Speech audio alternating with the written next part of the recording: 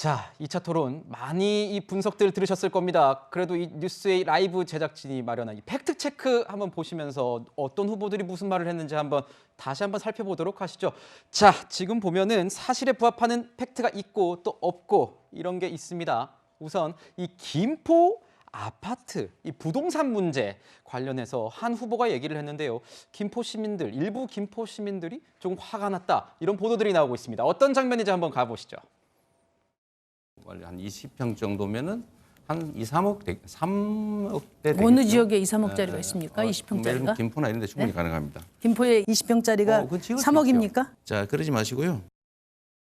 자, 구자웅 차장께 여쭤보겠습니다. 자, 현 정부 들어서 김현미 전 국토교통부 장관의 일산 5억 아파트 논란, 그 발언 저도 아직 기억하고 있습니다. 경기지사를 지냈는데 이 경기도 지역에 또 김포 딱 찍어서 이렇게 2, 3억 정도 얘기를 하면서 김포 시민들이 조금 반발 얘기가 나오고 있다고 하는데요. 네. 어떻게 보셨습니까?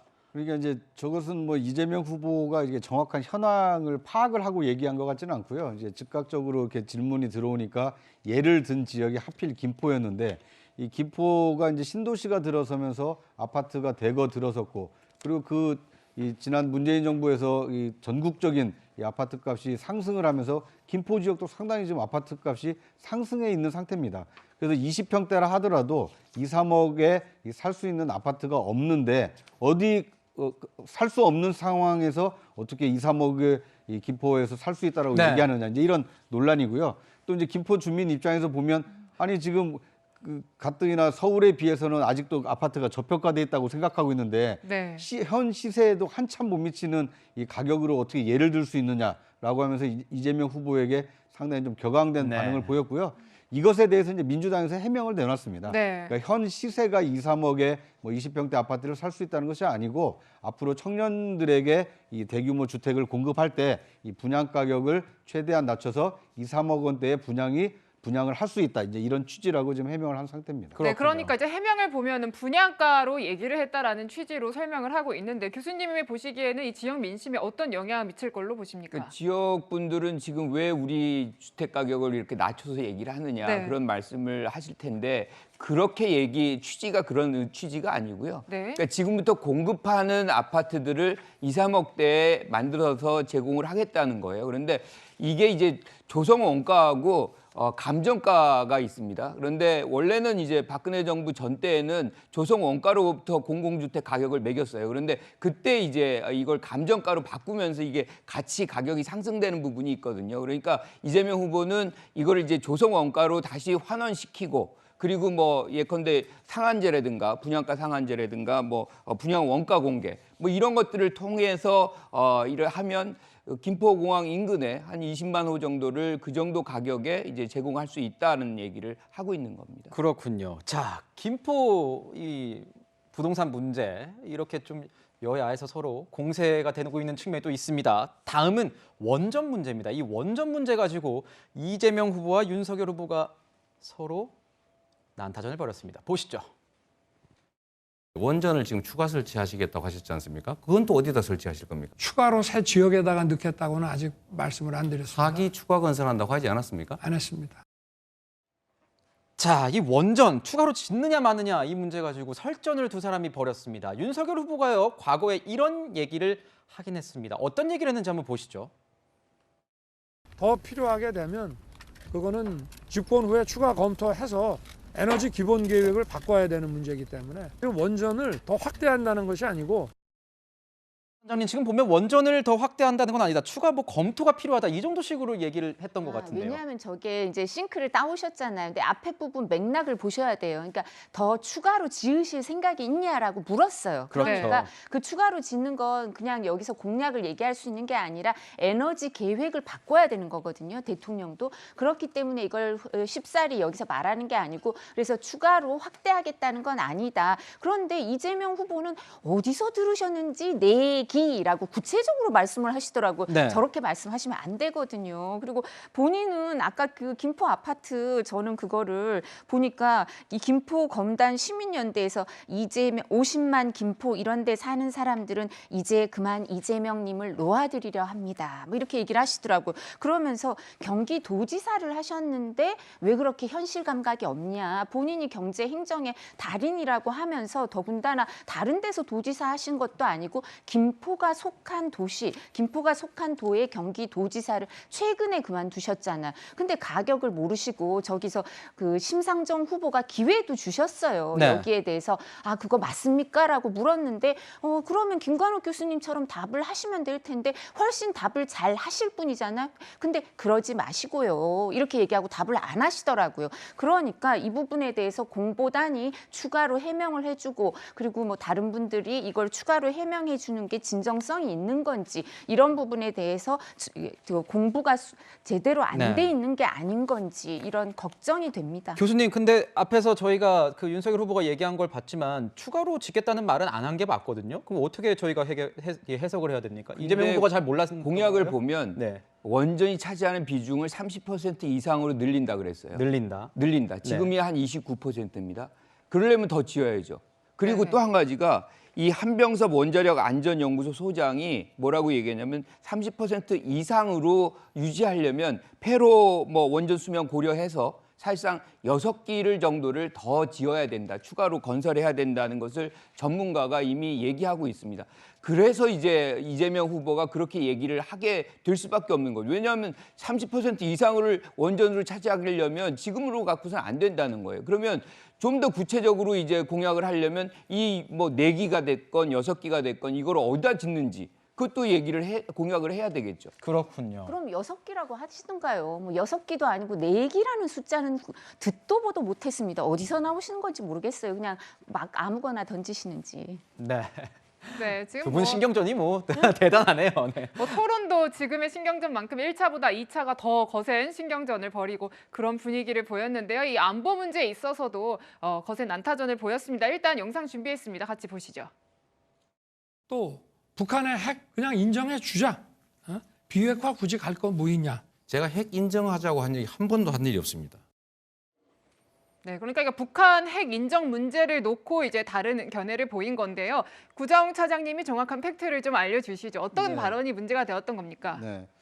그러니까 이제 이 이재명 후보가 네. 북한의 핵을 인정해 주자라고 공식적으로 인정한 바는 없습니다. 네. 다만 이제 북한이 핵을 개발할 수밖에 없는 상황 그리고 이제 북한의 어떤 그 상황을 고려를 해야 된다라고 얘기를 했기 때문에 그 북한 입장에서 선다라면 북핵을 사실상 간접적으로 인정하는 거 아니냐 이제 이런 해석을 낳고 있는 것이거든요. 그런데 이제 윤 후보가 이 토론에서 얘기한 것처럼 북한 핵을 인정하겠다 이렇게 이재명 후보가 얘기한 바는 없기 때문에 그것은 약간의 좀 착오가 있었던 것으로 보입니다. 그렇군요. 자, 저번 토론에서는요. 갑자기 신천지, 우리 코로나 사태 있었을 때 나왔던 그 신천지 문제가 다시 언급이 됐습니다. 무슨 내용인지 한번 보고 이야기 나누도록 하겠습니다. 건진법상과 무슨 법상과 하는 사람이 이만희를 건들면 영매라서 당신한테 피해가 갑니다. 라는 말을 듣고 압수수색을 포기했다. 이렇게 지금 보도가 나갔어요. 근거 없는 이런 네거티브 가지고 말씀을 막 하십니다. 법무부 장관의 압수수색 지시는요. 그건 완전히 쇼입니다. 그렇군요. 이 윤석열 후보요. 이 특검을 해야 된다는 이재명 후보의 주장에 속아 웃을 행동이다라고 얘기까지 했다고 하네요. 어제 발언 한번 들어보도록 하겠습니다. 당시에 정치인으로서 그 쇼나 하고 또 경기도에서는 조사까지 해놓고 왜 검찰에 고발도 안 했는지 저는 그게 오히려 더 의심스럽습니다. 그리고 2년이 지나서 당시에 그걸 토대로 해서 K방역을 잘했다고 하면서 또 선거를 앞두고 대장동은 특검을 거부하면서 뭐 이거 특검하자 저거 특검하자 하고 던지는데 선거운동 이렇게 하는 게 참 아닙니다. 급한 심정은 알지만 참 보기가 너무 안 됐습니다. 교수님 어떻게 보셨어요? 윤석열 후보는 신천지와 관련된 연관성 전혀 없다. 지금 뭐 상대방에서 쇼하는 거다 이렇게 얘기를 하네요. 근데 대통령 후보가 쇼라는 단어를 이렇게 자주 쓰는 건 처음 봅니다. 그리고 토론에서도 심상정 후보가 뭘 질문을 하니까 그런 질문을 하면 하지 말라고 이렇게 얘기를 해요.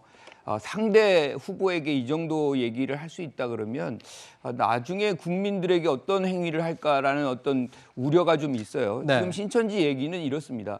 그러니까 지금 이재명 후보가 질문한 거는 이렇게 여러 사람들이 사실상 이제 추미애 전 법무부 장관이 네. 수사하라 그랬는데 수사 안 했다는 거예요. 그런데 이제 그때 안 하게 된 배경이 그렇죠. 보건복지부 장관의 얘기로 인해서 사실은 그 압수수색을 안 했다라고 얘기를 한 겁니다.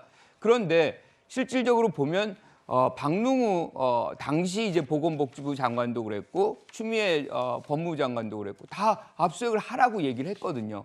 그런데 본인이 안 했다. 그것이 이제 조선일보에서 건진법사가 그렇게 얘기를 해가지고 안 한 거 아니냐 이런 문제를 이제 제기를 한 것이죠. 네. 그리고 또 이 얘기가 신천지의 어떤 최근에 전에 간부였던 분인 것 같아요. 이분이 사실은 양심선언을 하면서 이 경선 과정에서 사실상 많은 지금 신천지 교인들이 입당을 했다. 이런 얘기가 이제 맞물리면서 신천지가 다시금 우리의 화두가 돼버리는 이번 선거에 굉장히 중요한 요인으로 작동을 하고 있는 거 아닌가 이런 생각이 드네요. 근데 부단장님 지금 보면은 여권에서는 이런 얘기도 나오고 있지 않습니까? 당원 가입 신천지에서 조직적으로 당원 가입을 시켜서 국민의힘 측에 시켜서 윤석열 후보를 밀라고 했다더라. 이런 보도도 나오고 있고 이 신천지와 연관성을 계속 부각하고 있는 모습인데요. 어떻게 보세요? 근데 신천지와 그런 연관성이 있고 우리 당 과정에 경선이나 이런 과정에 영향을 미쳤다면 우리 경선 후보들이 가만히 있겠습니까?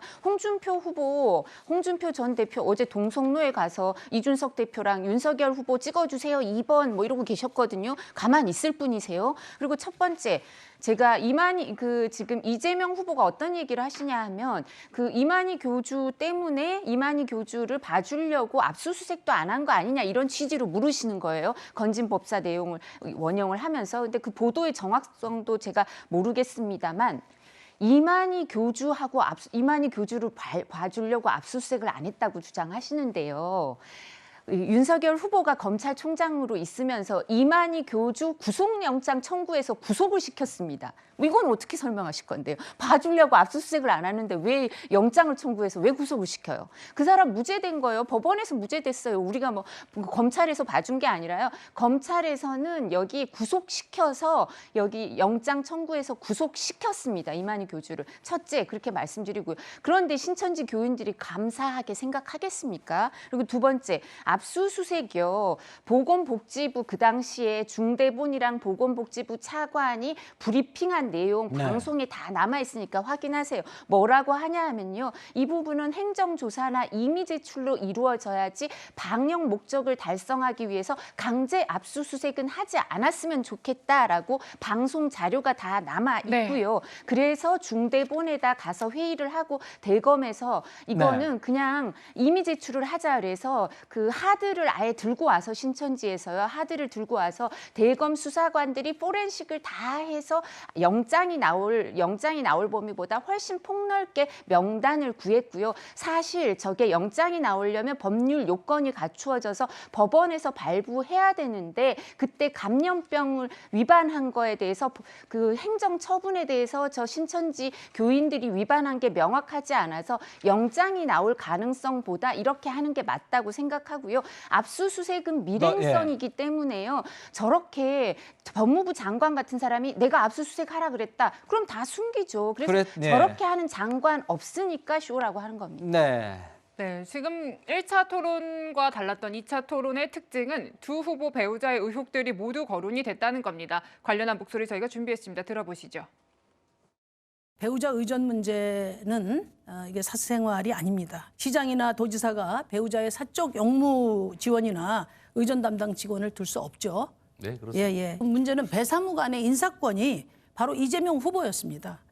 제가 이 사안을 배우자 리스크가 아니고 이재명 후보 본인 리스크로 보는 이유입니다. 어떻게 생각하십니까? 경계를 좀 넘어서서 사적 관계에 도움을 받은 것 같습니다. 제가 변명의 여지 없이 제 불찰이고 제가 엄격하게 관리하지 못한 것이니까 다시 한번 사과드립니다. 네, 이 뭐 윤석열 후보의 부인 김건희 씨뿐만이 아니라 이제 이재명 후보, 김혜경 씨 관련 의혹들이 거론이 됐고 이제 방금 이재명 후보가 사과하는 모습까지 보셨는데요. 이 사과를 한 이유 법인카드 유용, 뭐 공무원 사적 이용 의혹이 제기됐기 때문입니다. 어떤 의혹이 있었는지 관련한 대화록을 저희가 준비했습니다. 맛은 어떠시대요? 괜찮대요? 별말없는지?